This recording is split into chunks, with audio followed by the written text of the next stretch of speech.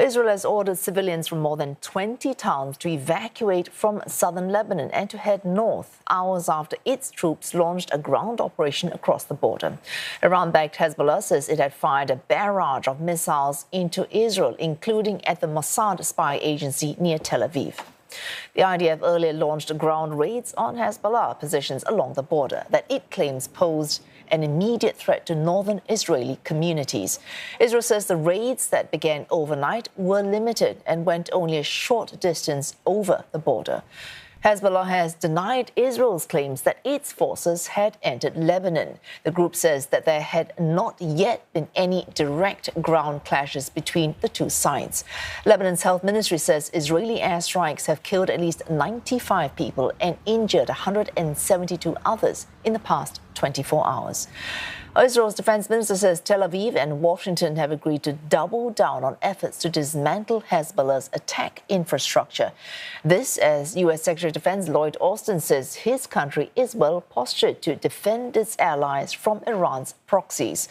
Urgent calls for calm are mounting. UN peacekeeping forces say any crossing into Lebanon would breach its sovereignty, warning Israel against, quote, a large-scale ground invasion. The UN body says civilian infrastructure must not be targeted and international law must be respected. And for more, Trent Murray joins us live from Tel Aviv. Trent, civilians continue to be at the center of this conflict. How are people on the ground coping with intensifying violence?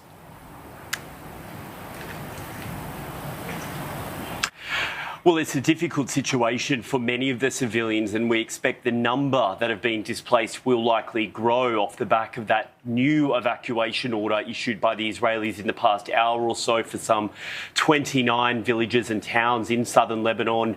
As you said there, we know that over 1 million people have now been displaced. Many of them have sought safety in the Lebanese capital, Beirut, but we are still seeing a number of airstrikes there. We understand people are sleeping on the street and in parks, even sheltering near the Prime Minister's office, seemingly seeking safety as this conflict does continue to grow. The Israeli Defense Force also just releasing some video in the past hour or so showing some of those ground incursions that they say are taking place.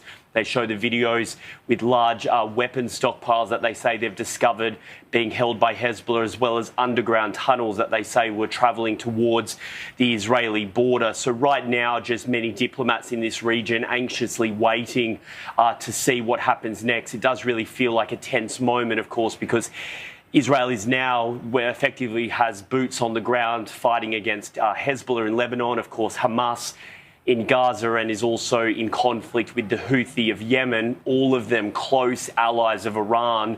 The big question right now is whether Tehran decides to try and enter the fight to support some of those allies. We know the US is moving additional assets into this region in anticipation of any sort of attack from Iran against Israel.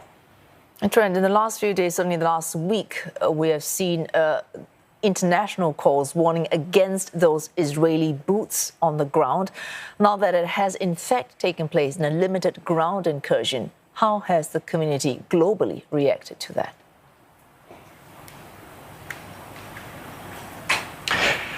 Well, we are seeing a number of countries raise concerns about this, including Italy, France, a number of allies really of Israel, and they are cautioning against it, I think, largely because there is just concern about the impact that it will have on the civilians in Lebanon, but also, as I say, the risk that lies with this causing a more wider war across the Middle East. The US says it has been briefed on Israel's plans. There is some Israeli media reporting that President Biden urged Netanyahu to reduce the scope of the operation inside of Lebanon. But the big question is really how they manage all of this. They've, of course, been in Lebanon before, back in the 80s and in 2006.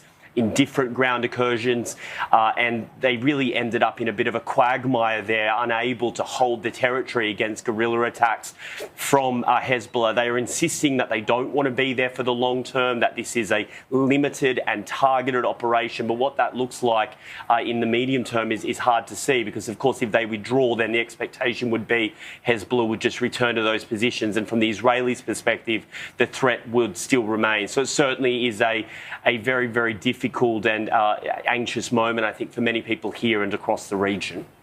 Thanks to Trent Murray, live from Tel Aviv.